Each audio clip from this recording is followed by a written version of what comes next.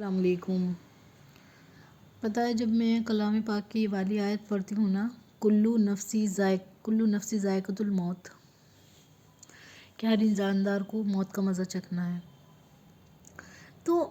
ایک عجیب سا مطلب یہ آتا ہے کہ دماغ میں انسان ہر چیز کا منکر ہو سکتا ہے،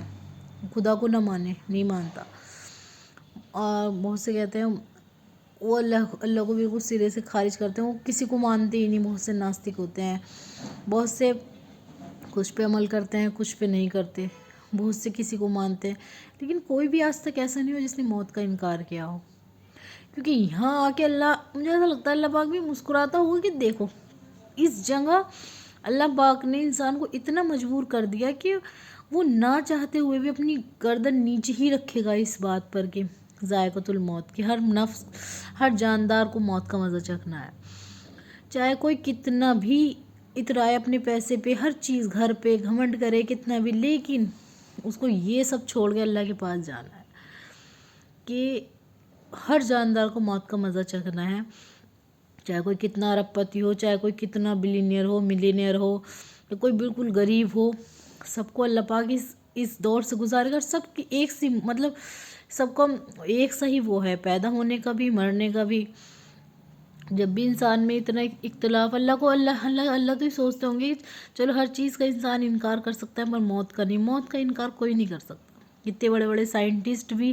یہاں آ کے شرمندہ ہی ہو جاتے ہیں کہ ہاں کتنی ہم اپنی مرضی کر لیں، لیکن جانا تو اللہ کے پاس ہے، لیکن جب جائیں گے نا تب پتہ اصلی کہانی ایک دم کھل کے سامنے آ جائے گی کہ کیا ہے۔ یہاں تو انسان اپنی مرضی کر لے گا، اپنے حساب سے چل لے گا، لیکن اللہ کے ہاں جا کر نا پھر تو بس مجبوری ہی مجبوری ہے، پھر تو بس اللہ ہے اور ہم ہیں۔ اس لیے ہمیں اپنا سب سے اچھا تعلق اپنے رب سے کرنا چاہیے، اپنے اللہ سے کرنا چاہیے، کیونکہ جس کے پاس جہاں ہم تھوڑے سے دن کے لیے کہنا تھوڑے سے ٹائم کے لیے آئے ہوئے ہیں، وہاں سے کیا دل لگانا، دل تو اس اللہ سے لگانا چاہیے جو ہمارا انتظار بھی کر رہا ہے اور ہمیں ہر وقت ہم پہ نگاہ بھی رکھے ہوئے ہے، اور اس نے ہمیں اچھی برے کی تمیز بھی سکھا دی ہے، ہمیں کلام پاک بھی دے دیا ہے کہ اب ہمیں اپنی زندگی کیسے گزارنی ہے۔ لیکن اکثر لوگ نا ہر حقیقت کو بھولے بیٹھے ہیں، لیکن موت کا کوئی انکار ہی نہیں ہے، سب موت کو پتہ ہے کہ موت تو آئے گی ہی آئے گی۔ اب دیکھو ٹرکی میں کیسا اللہ پاک نے زلزلہ آ گیا، ٹرکی میں لوگ باغ کو امید بھی نہیں ہوگی، رات کو وہ سوئے ہوں گے، انہیں امید بھی نہیں ہوگی کہ ہم صبح بھی دیکھیں گے، یا اپنے بچوں کو کوئی کیسے لے کے لیٹا ہوگا، یا کوئی کیسے، مطلب اللہ پاک نے سب کو ایک دم توبہ کی بھی توفیق ملی ہوگی،